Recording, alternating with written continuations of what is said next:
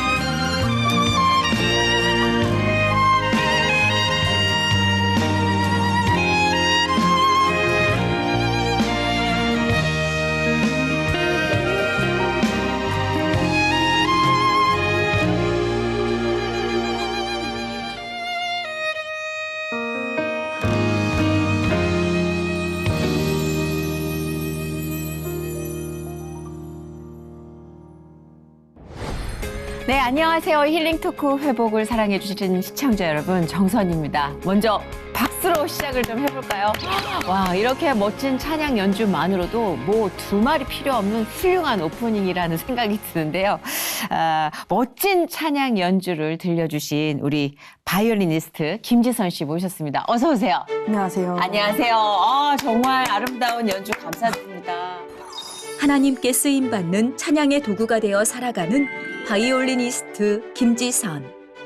태어날 때부터 빛도 색도 볼 수 없던 시각장애였지만 타고난 절대 음감으로 바이올린을 연주하게 된 지선. 경쟁 구도 속에서 이기는 삶에만 치중했던 그녀에게 찾아오신 하나님의 그 크신 사랑과 인도하심. 사랑으로 격려하며 이끄신 주님을 전하는 김지선의 회복 스토리를 지금 공개합니다. 일단 행복이라는 이 연주곡이라고 들었어요. 네. 제목이. 네. 우리 지선 씨는 요즘 행복하세요? 그 찬양의 가사에 나오면 이제 하나님의 자녀로 살아가는 게 행복이라고 하는데 제가 요즘 그걸 느끼는 것 같아요. 세상 것에서 행복을 예전에는 많이 찾았었고 그 사람들과 이렇게 수다 떨고 뭐 밥 먹고 이런 것에서 행복을 느끼는 게 그게 제일 행복한 건 줄 아는데 네. 요즘은 그것보다 하나님과 동행하는 것이 진짜 행복이라는 걸 알아가는 것 같아서 더 저의 고백으로 느껴지는 것 같습니다. 아, 그렇죠. 사실 우리가 좀 딴짓을 많이 해요, 살면서. 그렇죠. 딴 게 재밌는 게 더 많아요. 근데 그러다 문득 이제 공허해지고 좀 더 왜 사람들이 이렇게 많은데 외롭지? 이럴 때 진짜 관계라는 게 어떤 건지 하나님은 늘 알려주시는 것 같아요. 맞아요. 예, 오늘 첫 고백에서 저도 동감을 했는데 지난해 말까지 엄청 바쁘셨어요. 우리 지선 씨가 미국 맨해튼 음대 석사 과정을 졸업하고 귀국을 하셨어요. 네. 네. 야, 어떻게 지내세요, 요즘은 귀국 후에? 요즘은 초, 중, 고등학교를 다녔던 특수학교인 한빛맹학교가 네. 그 전문대학과정 2년제가 또 있어요. 거기에 실기 강사로 우와. 어머야, 교수님이에요? 강사님. 우리 선생님이시잖아요. 그런 아이들을 이제 가르치시는 거예요? 네, 이제 그런 사역을 하고 있고 이제 매주 목요일은 버그마트 미션이라는 찬양 선교단에서 또 작년부터 대표님과 인연이 돼서 네. 작년에 제가 잠깐 한국에 들어왔을 때 네.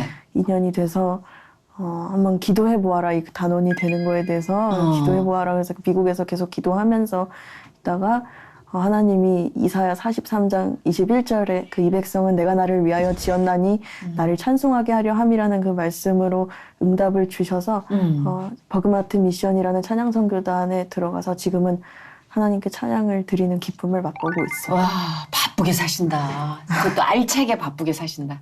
그죠? 근데 미국에서 진짜 그 학부 과정을 마치실 때 그 조금 힘들진 않으셨어요? 이게 뭔가 다 낯설잖아요. 미국에서 이제 네. 석사 과정을 2년을 했는데요. 처음에는 이게 문화도 그렇고 언어도 그렇고 너무 차이가 많이 나잖아요. 네. 한국이랑. 그러니까. 처음에는 대체 왜? 대체 왜라는 질문이 자꾸 떠다녔어요. 그런데 그곳에서 제가 하나님을 인격적으로 정말 뜨겁게 만나게 될 거라는 생각은 못하고 처음에는 대체 왜라는 질문을 했는데 그 6개월 후에 하나님을 이제 인격적으로 만나는 어떤 계기가 있었는데 아하. 그런 계기를 통해서 하나님과 다시 친밀해지고 그런 시간들을 보내면서 물론 너무 힘들었어요. 왜냐하면 혼자 학교가 너무 넓은데 그러게. 혼자 다녀야 되고 힘은 들었는데 그 안에서 내 안에 동행하고 계시는 분이 계시고 항상 나를 붙드시는 분이 계시다는 생각이 드니까 힘든 것도 힘들지가 않았고 한국과 다르게 과제들도 다 다르게 이렇게 과제 시스템이나 이런 것도 다 다르게 흘러가서 처음엔 맞아 울면서 다녔는데 그러게. 하나님과 그렇게 친밀해지니까 그것마저도 너무 감사하고 기쁘고 그렇게 돼서 힘들다는 생각을 못하고 이제 하나님과의 친밀한 시간을 통해서 정말 주님의 은혜로 잘 마치고 그쵸. 그게 졸업을 할 수가 정답이겠죠. 있게 맞아요. 됐어요. 근데 그걸 알면서도 우리는 가끔씩 진짜 하나님께 외칠 생각도 못하고 더 밑으로 빠져들잖아요. 네. 근데 지선 씨 말이 정답이긴 해요. 사실 밖에서 봤을 때 안 믿는 분들은 크리스찬들이 좀 이상하다고 생각할 거예요. 저 힘들어 죽겠는데 왜 저렇게 웃지? 막 이러면서.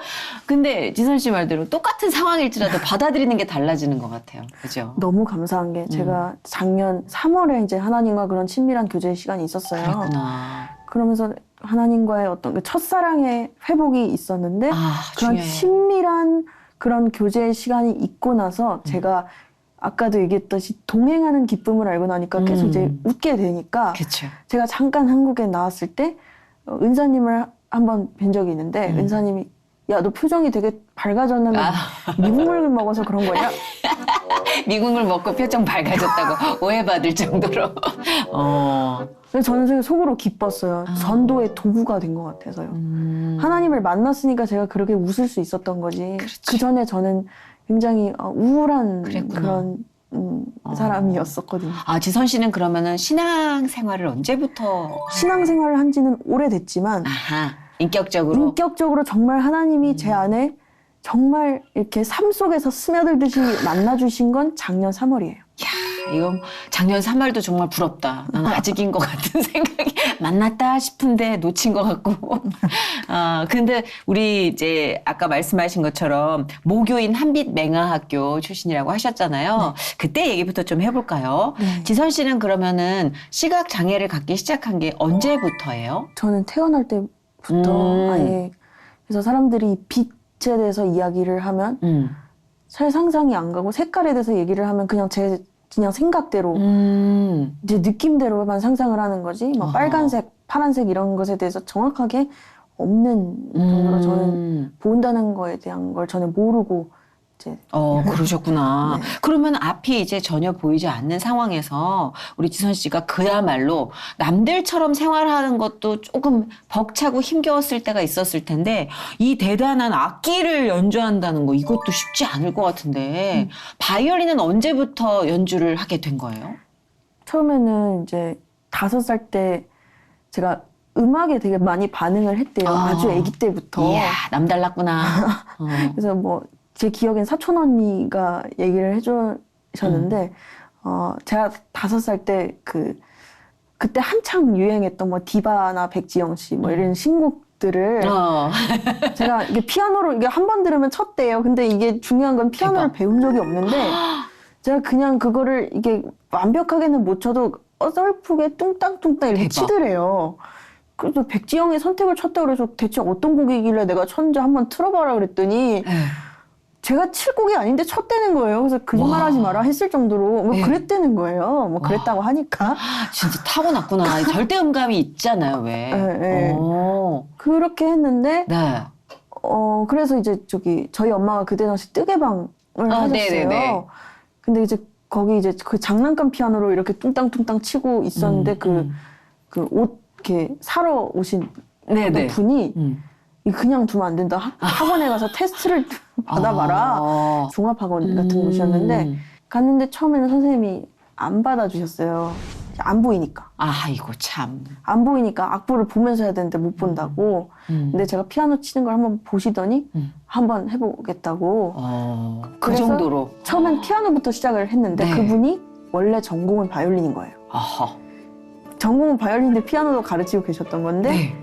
하다가 중간에 옆방에서 뭔가 되게 신기한 소리가 나요. 네. 그래서 무슨 소리냐고 제가 이제 여쭤봤는데 바이올린 소리라고 하니까 너무 이게 매력적인 소리로 다가오는 거였고 그렇죠.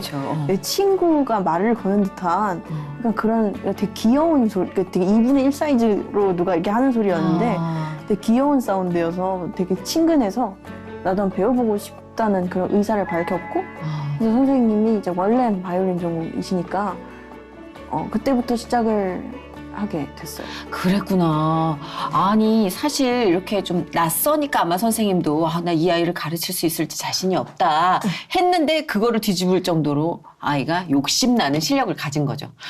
어떤 학원인지 대충 알 것 같아요. 왜냐면 우리 조카 그 피아노 배우고 바이올린 배우고 그래서 이렇게 종합적으로 음악을 배우는 동네에 음악 학원이 있거든요. 와, 그렇게 해서 우연하게 바이올린을 시작을 했는데 악보를 볼 수가 없었는데 우리 지선 씨 같은 경우는 음을 들으면 정확하게 음을 기억하잖아요. 네. 그래서 별로 이렇게 악보를 못 읽는다는 거에 대한 어려움은 없지 않았을까 싶은데 아니, 어때요? 그건 아니에요. 그건 아니에요. 절대감이 있어도 악보를 못 읽는 어려움은 있어요? 뭐 그렇죠. 이제 정말 단순한 멜로디 같은 경우는 악보가 굳이 없어도 할 수가 있는데 이제 정말 수준 높은 경지에 이르려면은 박자 리듬이나 이런 것에 있어서 디테일하게 봐야 되기 때문에 악보가 없으면은 안 되는 상황이었고 저도 처음에는 그냥 스즈키 정도 했을 때는 네. 이제 그냥 듣고 했었어요. 어릴 때는 그냥 듣고 했었는데 이제 콘체르토나 이런 걸 넘어가다 보니까 악보가 없으면 안 되겠다 싶더라고요. 그래서 그때 당시 지금이야 뭐 복지관이 워낙 많이 발전이 돼서 네. 악보를 접목해주는 학습 지원센터나 이런 데가 많아졌지만 그때 당시에는 그런 게 많이 없을 때였는데 그래서 저희 엄마가 한 가지 결단을 하시게 된 게 뭐냐면 네. 본인이 직접 악보를 독학을 하신 거예요. 점자 악보를. 와, 엄마가. 네, 독학을 하시고 저를 위해서 제가 중학교 한 3학년 때까지는 저희 엄마가 악보를 찍어주셨어요. 와. 아니 정말 우리 지선 씨도 지선 씨인데 저는 그 경계를 뛰어넘어 주신 엄마의 노력도 이 지선 씨의 성공에 지분이 있다고 생각이 돼요. 아, 그럼요. 아니었으면 저 음악 계속 못했죠. 맞아요, 맞아요. 근데 그렇게 천재적인 재능을 갖고 즐겁게 음악을 하던 소녀에게도 사춘기는 있지 않을까요? 있죠. 그랬을 것 같은데 왠지 왜냐면 또 아티스트는 남다르게 예민한 구석이 있잖아요. 아유, 아유, 본인이 아는구나. 아유, 지금도 뭐. 엄마만 아는 까탈스러운 게 있죠. 네. 어땠어요? 지선 씨의 중학교 뭐 이제 사춘기라고 칭하는 그때 시기는 조금 혹독했나요? 사춘기가? 많이 혹독했어요. 음. 그때, 그런데 정말 감사했던 건 뭐냐면 제가 정말 너무너무 힘들었던 시기에 이제 하나님을 만나게 돼요. 중학교 2학년 진짜 사람들이 흔히 말하는 뭐 중2병, 그냥 그때 저도 정말 피해갈 수 없는 우리 조카도 엄청 심하게 알았어요. 엄청 심했는데 그때 딱 하나님이 이렇게 건져주시고 만나주셔가지고 그 기간이 길지가 않았어요. 아, 그랬구나. 아니, 하나님이 만나주셨다 싶은 그 시기에 대한 자세한 기억이 있어요? 어떤 때였는지? 저희 학교가 이제 미션 스쿨이라서 그리고 음악하는 학생들이 많았어요.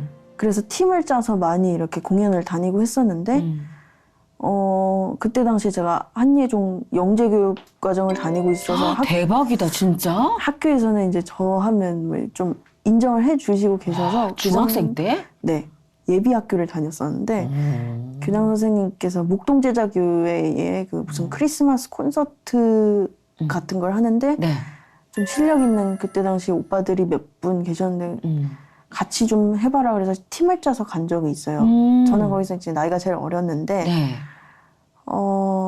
그때 저희는 만약 찬양을 하라 그랬으면 제가 안 갔을 텐데 그냥 캐롤을 하러 갔다 와라 그래서 뭐 클래식만 주구장창 했으니까 그치, 어린 나이에 좀 쉬고 싶네 네. 그런 생각도 들어서 그냥 그 마음으로 갔어요. 그런데 기억이 나는 게 그때가 저희는 이제 2부 순서로 이렇게 콘서트를 했고 한 명씩 그 솔로 독주를 하고 그리고 같이 이렇게 만든 팀이랑 같이 이렇게 찬양 그 캐롤송을 하고 그랬는데 네. 1부 순서가 찬양 사역자분들 유명한 분들이 많이 나오셨어요. 그때 뭐 새롭게 하소서 나오신 주영훈 집사님도 네네. 계셨고 이은미 사모님, 강찬 목사님, 뭐 유효림 찬양 사역자님 뭐 엄청 많이 많이 나오셨네. 왔어요. 지금 기억이 나는 게 신기해요. 근데 그때 당시 그분들이 누군지 모르는 상황이었는데 네. 강찬 목사님의 찬양을 이렇게 듣는데 강찬 목사. 가슴을 탁 때리는 것 같은 그런 느낌을 그때 처음 받았는데 섬김이라는 찬양을 불러주셨어요. 네. 예수님이 우리를 위해서 낮은 이곳에 내려오셨고 그리고 우리를 이제 섬기셨다. 그러니까 우리도 예수님처럼 섬겨야 된다. 이런 그런 고백을 하시고 하셨던 것 같아요. 그런데 그 찬양을 듣는데 갑자기 눈물이 그냥 계속 쭉쭉 흐르는 거예요. 모르겠어요. 왜 그렇게 눈물이 났는지. 그런데 내 발을 닦아주사 먼저 섬기시고 서로 사랑하라고 말씀하신 하나님이 그 존재가 대체 누구야? 그 생각이 들면서 네.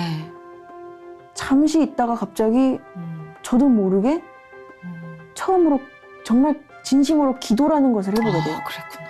회개 기도.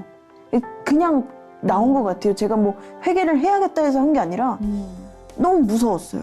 그렇게 지금 회개 안 하면 뭔가 하나님이 이렇게 지금으로 말하면 나를 치실 것 같은 그래서 너무 무서워서 막 진짜 울면서 누군가를 사랑하지 못했던 저의 모습 누군가를 이기려고 정말 계속 짓밟고 했던 저의 모습을 전심으로 회개하는 기도를 드리면서 하나님 제가 이제 하나님 믿을게요. 이제 이렇게 해서 하나님 정말 만나달라고 막 그렇게 기도를 하면서 네.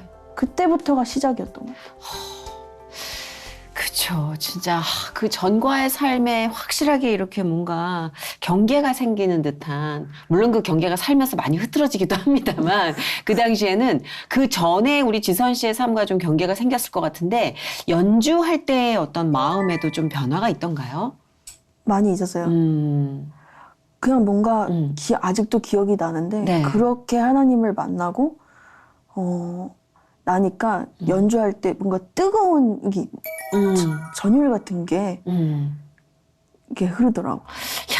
그러니까 저는 악기를 1도 연주를 못하기 때문에 이게 이제 입이 악기라 저는 악기를 연주할 때 그 전율을 느낀다. 어떻게 얼마 짜릿할까 좀 부러워요.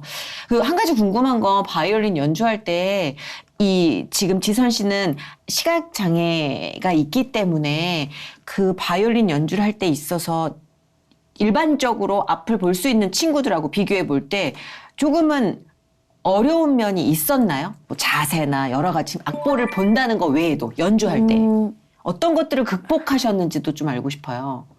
보통들 보면 이제 좀 부러운 게 뭐 예를 들어 자세 같은 것도 사람들은 유튜브를 이렇게 보면서 다 다른 사람 잘하는 사람들의 연주를 들으면서 이렇게 보면서 하니까 그렇지. 이 사람은 활을 이렇게 쓰는구나, 활을 이렇게 잡는구나, 혹은 뭐 악기를 들 때 이렇게 하는구나, 뭐 이렇게 보면서 하니까 그대로 따라하는 게 가능하잖아요.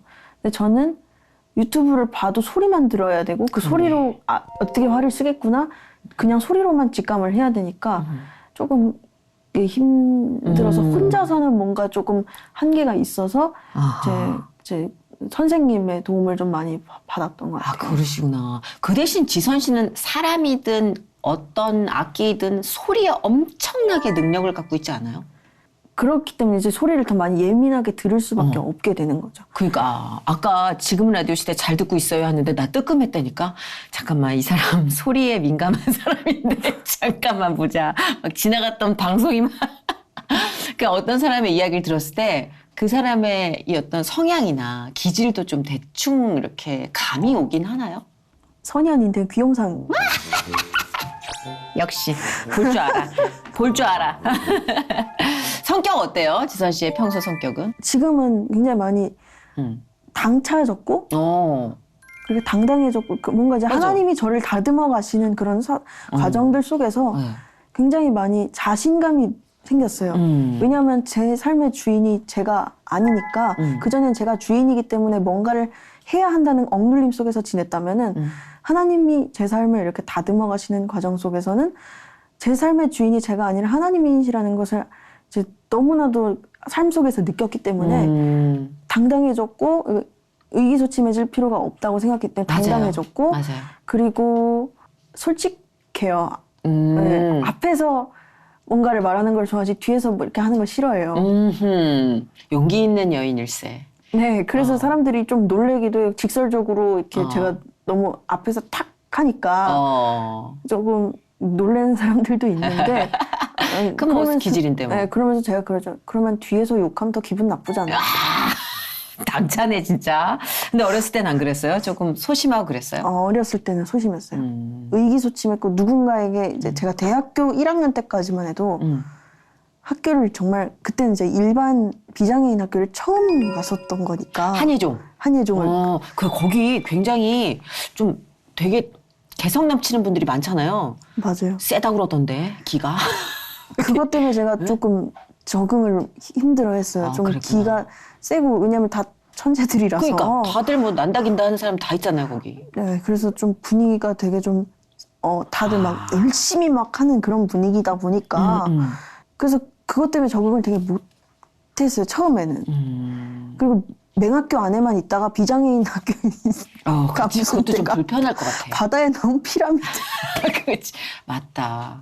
그런 느낌 때문에 제가 뭐 예를 들어 그 학교 안에 매점이 하나가 있는데 거기서 커피를 하나 사도 좀 이거 좀 카운터 이거 좀 도와주실래요? 이거 말 한마디 하는 것도 되게 조심스럽고 너무 심해서요. 그때는 말을 한마디를 하면 지금 너무 당차진 게 기적인데 그렇네, 진짜. 그때는 말을 한마디를 하면 눈물이 뚝뚝뚝 흘러요. 진짜 그 정도였어요. 그럴 수 있죠. 막 선배들은 이제 그 그거 군기? 그것 때문에 엄청 잡지, 새내기들한테 엄청 잡지. 그리고 저는 또 시각장애라는 이유 때문에 뭔가 의기소침해질 필요가 없는데 의기소침해가지고 도와달라고는 해야 되는데 도와주면 싫어하지 않을까 이 생각을 하니까 막 미안하고 그러니까 막 말 한마디 하는데 눈물을 뚝뚝 흘리고 아이고. 진짜 그랬어요. 그럴 수 있을 것 같은 게 실제로 도와달라 그러면 너무 거침없이 다 좋아하는데. 도와주고 뭔가 다가갈 수 있어서 오히려 좋다라고 생각할 텐데 저도 입장을 바꿔놓고 생각할 때 선뜻 내가 이걸 도와달라고 그러기가 조심스러웠을 것 같아요. 이게 지선 씨 입장이라면. 근데 하나님이 임재하시니까 이렇게 그게 없어지더라고요. 네. 그렇게 처음에는 힘들어 하다가 그래도 이제 또 하나님이 또 많은 좋은 사람들을 붙여주셔가지고 맞아. 잘 적응했었던 것 진짜 사람을 보내주시더라고요. 네. 예, 아마 진짜 주변에 많은 좋은 분들이 계실 텐데 아니 그 한예종 대학 적응하는 것도 너무너무 힘든 그 시기에 물론 이제 적응을 잘 하셨겠지만 유학 결심은 어떻게 하시게 된 거예요? 사실은 제가 제가 가겠다는 꿈은 막연하게는 꿨지만 꼭 가야겠다는 생각은 못했던 게 네. 저희 뭐 가정 형편이 그렇게 막 넉넉한 것도 아니고 그래서 그냥 예종의 그 대학원을 가려고 그랬었어요. 네네. 그래서 시험을 쳤는데 붙기도 했어서 나는 이제 거기를 가야겠다고 생각을 하고 있었는데 그 카네기홀 음악 페스티벌 같은 게 열리는데 그냥 저는 연주 경험을 쌓고 싶어서 오디션을 봤어요. 처음에 녹음 심사를 했는데 이제 네. 붙어서 카네기홀에서 연주를 하게 됐어요. 근데 카네기홀에서 연주를 하는데 관객으로 그 뉴저지 심포니에 계신 어떤 분이 오신 거예요. 네네. 그래서 그걸 보시고 저에게 찾아오셔서 어머나 세상에. 이렇게 커피숍에서 만나자. 헉, 대박. 그래서 만났고 이런저런 이야기를 나누다가 이제 유학 결심이 있으면 네. 한번 도와줄 테니까 해보자. 네. 이렇게 해서 그분이 도와주셔가지고 너무 놀랐겠다. 원서 너무 꿈 같았어요. 그러니까 세상에. 그 전에 저는 이제 실력 면에서도 그렇고 뭔가 좀 제가 자신이 없었던 것 같아요. 뭐 사람들은 저에게 잘한다고 하지만은 제 스스로가 제가 잘한다고 생각을 안 하니까 에이 나 같은 게 무슨 유학이야라고 생각을 했었는데 그분이 너는 충분히 갈 수 있다라고 용기를 주시니까 내가 뭔가 꿈을 꾸는 것 같아서 그 커피숍에서 그 얘기를 듣는데 네네네. 정말 중요한 건 원서 접수가 얼마 안 남은 거예요. 아 심지어 코앞에 있는데 그거를 하시겠다고. 왜? 그 당시에 좀 약간 꿈 뜬구름 잡는 얘기 아닌가 싶기도 했겠다. 이게 뭐지? 이게 뭐지? 그 생각을 했는데 이제 뭐 생각이 있으면 하라고 했으니까 그분이 강요를 하시지는 않으시니까 네. 그래서 그냥 녹음 심사 그냥 그 녹음해서 넣었어요. 에이 뭐 안 되면 말고 그냥 네. 뭐 하나님이 뭐 어떻게 뭐 열어주실지 모르는 거니까 한번 두드려나 보지 뭐 이러면서 그냥 에이 뭐 안 되면 말고 그러면 자신 있게 그냥 담대하게 녹음을 해서 그냥 보냈어요. 네. 한 6군데 학교를 보냈나? 근데 3군데가 된 거예요, 1차에서. 세 군데씩이나? 네, 1차에서. 라이브 심사 오라고 이렇게 메일이 왔어요. 3군데 중 2군데를 붙었는데 제가 맨하탄이 너무 마음에 들어서 학교가 장애인 제도도 너무 잘 돼 있고 그래서 맨하탄을 갔던 거죠. 그랬구나. 야, 그 엄마가 너무 신나가지고 막 만세삼창하고 할렐루야 하시고 그랬겠네. 그랬으면 좋겠는데 엄마의 신앙이 없으신가? 그게 아니라 네. 신앙도 없으시지만은 걱정부터 하시더라고요. 왜냐 뉴욕의 물가가 너무 현실적이다. 맞아, 뉴욕 겁나게 비싸요. 뉴욕의 물가가 너무 비싸니까 맞아.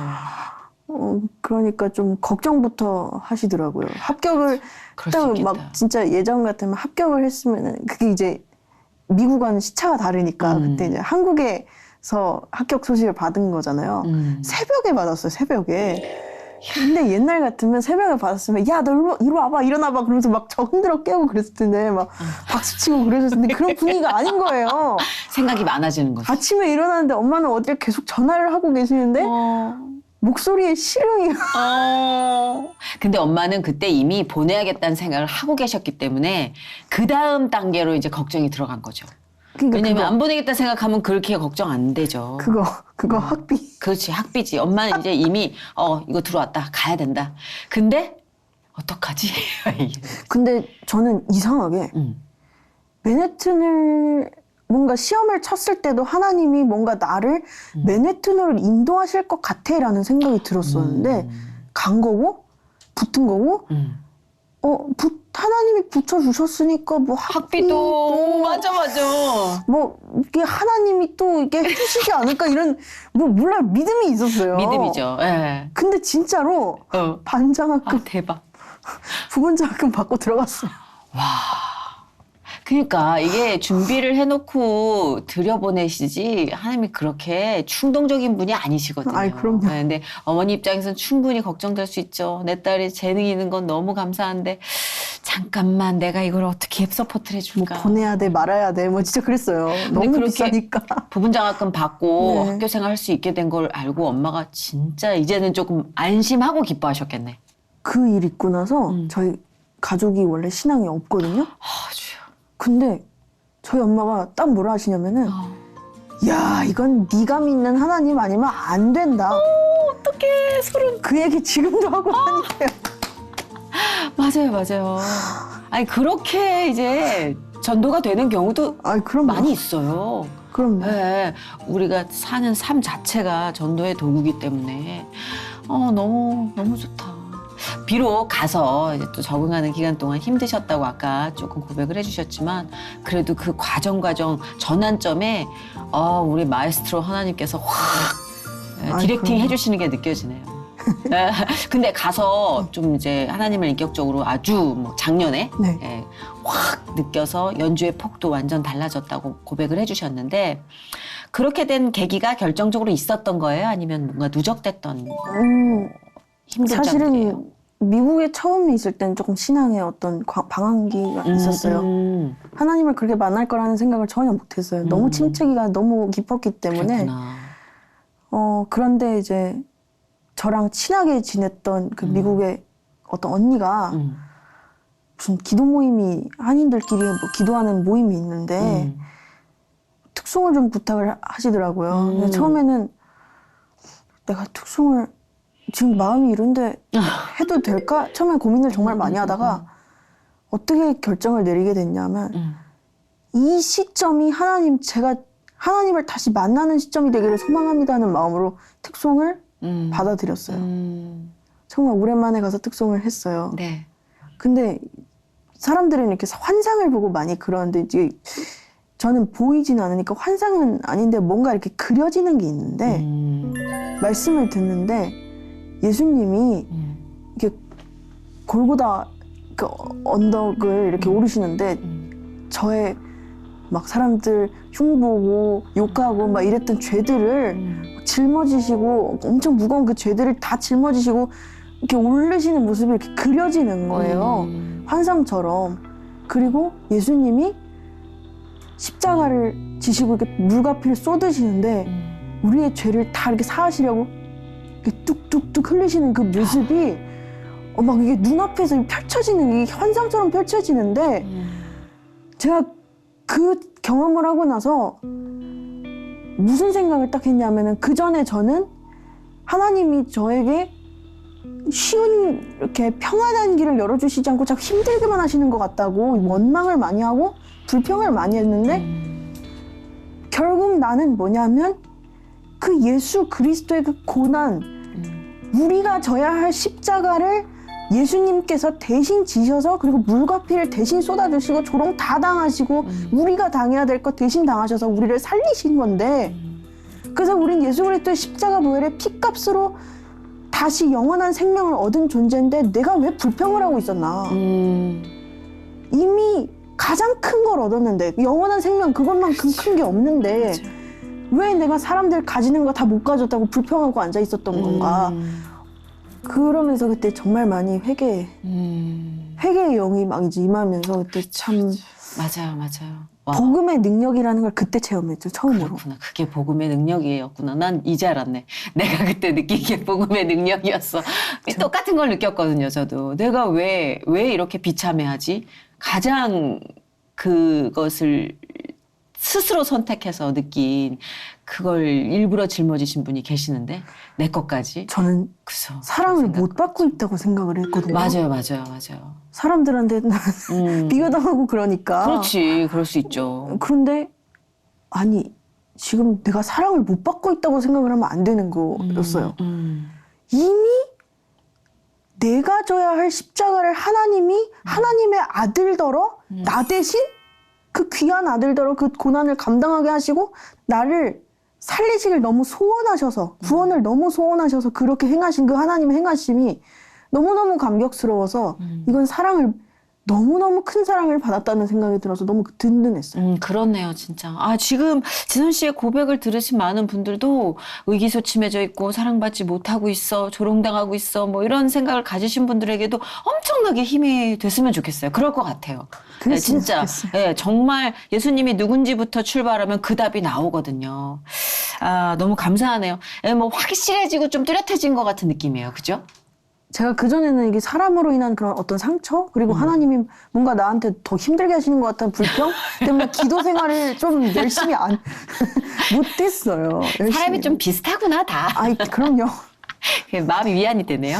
그런데 그런 일이 있고 나니까 다시 기도 생활을 한번 정말 목숨을 걸고 하나님과의 친밀한 그런 교제의 시간을 바쁘지만 일부러 시간을 내서 한번 가져봐야겠다는 그런 생각이 들었고 그러면서 이제 그 다음 날부터 아침에 조금 더 일찍 일어나서 말씀을 보고 이제 기도하는 시간을 좀 더 가져야겠다는 생각으로 기도 시간을 골방 기도 시간을 가지기 시작했어요. 그전에는 네. 잘 못했는데 그때부터 좀 깊게 하나님과 좀 친밀해지고 싶은 생각이 들어서 그때부터 가지게 되는데 정말 감사하게 하나님이 기도의 능력을 많이 주셨어요. 그렇다고 해서 방언이 터졌어 이건 아니고요.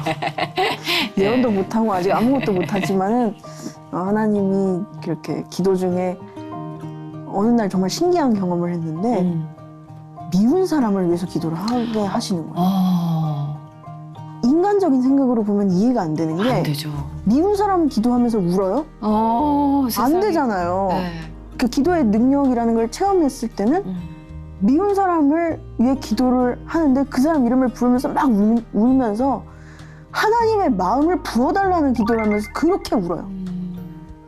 아, 이게 능력이구나. 그걸 깨닫게 됐어요. 그렇네요, 진짜.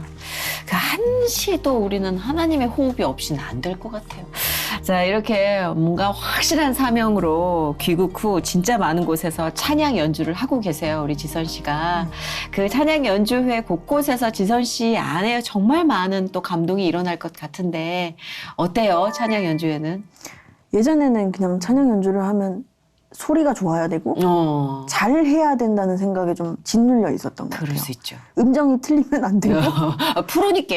박자가 틀리면 안 되고 어이, 그럼요. 아티스트는 예민하죠. 예. 이런 걸 좀 많이 하나님께 집중을 해야 되는데 그런 걸 더 많이 집중을 하다 보니까 뭔가 찬양을 하는데도 하나님의 임재가 안 느껴지는 거예요. 예전에는. 근데 이렇게 하나님과 인격적인 관계가 형성이 되고 나니까 찬양을 그 어떤 수단으로 드리는 게 아니라 찬양을 그냥 찬양으로 드리자는 생각이 들더라고요. 그러니까 정말 찬양 중에 하나님의 임재하심을 요즘 계속 느끼게 되고 이제 성령의 기름 부으심이 없이는 아무리 내가 잘해도 전심으로 하나님께 찬양을 드릴 수 없다는 것을 알게 되니까 기름 부으심을 많이 구하게 되고 그렇겠네, 이런 진짜. 이제 녹화나 아니면 간증 사역이나 이런 걸 하게 되면은 맞아. 항상 제 자신이 드러날까 봐 싸워요. 그래서 항상 그걸 놓고 많이 기도해요. 제가 그 오늘도 이렇게 아침에 오면서 이렇게 네. 기도하면서 네. 내가 드러나는 것이 아니라 하나님만 온전히 드러나게 해달라고 내 자랑 시간이 되지 않고 그리스도만 자랑하게 해달라는 그런 기도를 그냥 하면서 하게 되더라고요. 근데요, 되게 놀라운 건 지선 씨가 시종일관 1시간 내내 하나님 계속 하나님께 영광 돌리고 하나님께 중심을 잡으려는 그 노력이 저도 보였거든요. 근데 더 재밌는 건요, 그렇게 말씀하시는 지선 씨의 모습이 더 반짝거리고 빛나요. 그러니까 진짜 저는 자랑하는 사람을 많이 만났잖아요. 저도 제 자랑 남부럽지 않게 합니다만 자랑을 하면 좀 사람이 텅텅 비어 보이고 반짝반짝 빛나진 않는데 희한하게 자랑해도 될 만한 사람이 하나님께 영광을 온통 돌리면 어머, 그 사람의 진짜 아름다움이 막 느껴지는 것 같아요. 오늘 보시는 많은 분들도 하나님께서 심으신 지선 씨의 참 아름다움을 되게 많이 보셨을 것 같아요.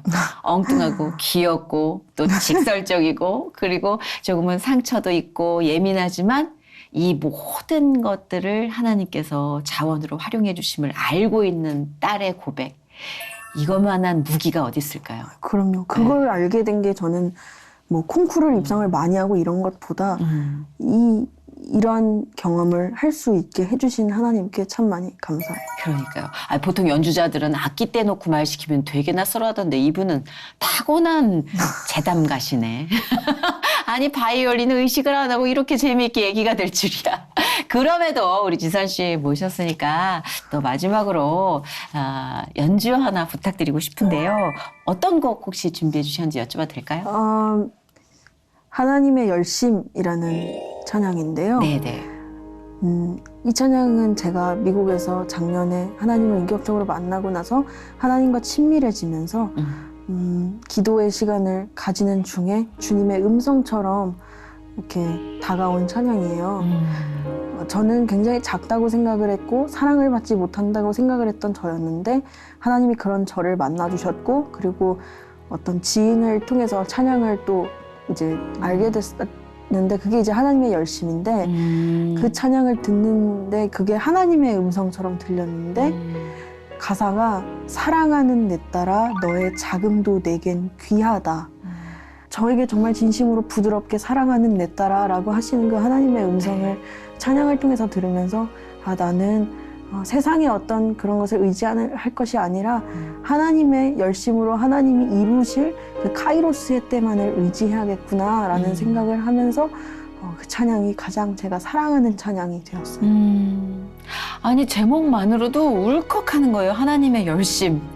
하나님의 열심이 얼마나 감동적이에요. 항상 매 순간 나를 위해 하나님은 열심을 다하고 계시는데 라는 생각으로 외롭지 않으셨으면 좋겠어요. 이 찬양 들으시면서 많이 회복되셨으면 좋겠어요. 그러면 그 찬양곡 마지막으로 듣기로 하고 이제 가시기 전에 기도 제목 있으시면 우리 함께 나눌까요? 지선 씨의 비전과 기도 제목은 뭘까요?